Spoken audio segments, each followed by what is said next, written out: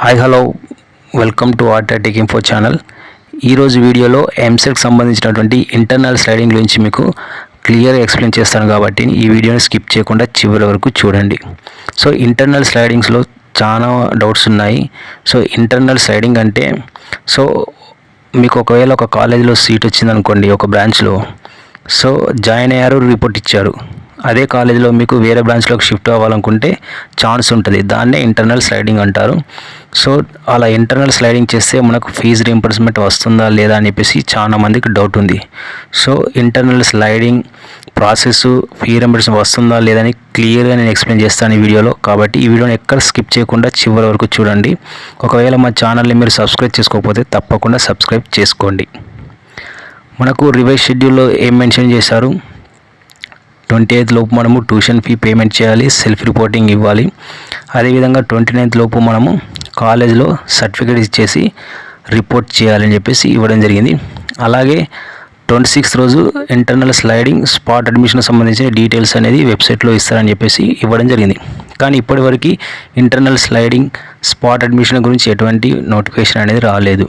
So నాకు తెలిసి 29th లోపు కాలేజీలో రిపోర్టింగ్ అయిపోతుంది కాబట్టి సో దాని తర్వాత 30 రోజు మనకి ఇంటర్నల్ స్లైడింగ్ అదేవిధంగా స్పాట్ అడ్మిషన్ సంబంధించి మనకు గైడ్లైన్స్ అనేది ఇవ్వడం జరుగుతుంది.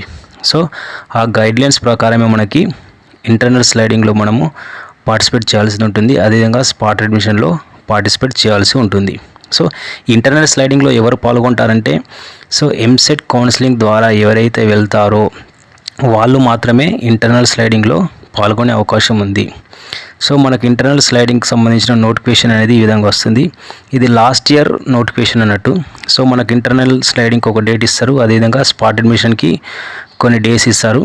సో వాటి గైడ్లైన్స్ కూడా మనకు క్లియర్గా ఇవ్వడం జరుగుతుంది. సో ఆ నోటిఫికేషన్లో మనకి మొత్తం రూల్స్ అండ్ రెగ్యులేషన్స్ ఉంటాయి దానికి సంబంధించింది.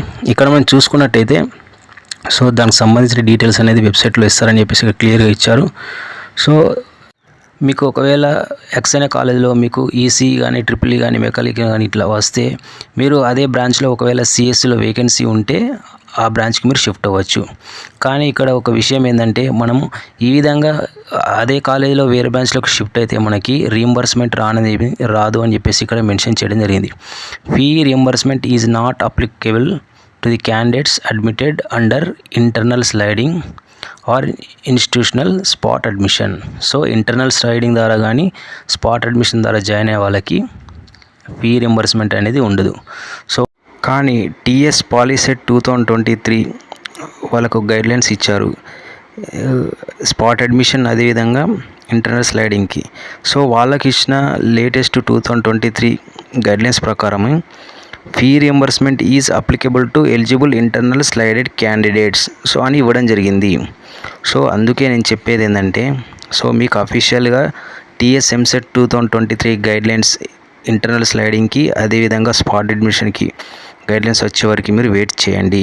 సో స్పాట్ అడ్మిషన్కి ఎలాగూ రీయింబర్స్మెంట్ ఉండదు, కానీ ఇంటర్నల్ స్లైడింగ్ అనేది మీకు కన్వీనర్ కోటా ద్వారా సీటు వచ్చింది. సో మీరు ఇంటర్నల్ స్లైడింగ్లో కూడా మీ కాలేజ్లో కన్వీనర్ కోటా ద్వారా ఒకవేళ ఫిలప్ కాకపోతే అటువంటి బ్రాంచెస్కి మీరు షిఫ్ట్ కావాలనుకుంటే మీకు ఫీ రీయింబర్స్మెంట్ వచ్చే అవకాశం ఉంది. టీఎస్ పాలిసెట్ 2023 గైడ్లైన్స్ ప్రకారం వచ్చే అవకాశం ఉంది.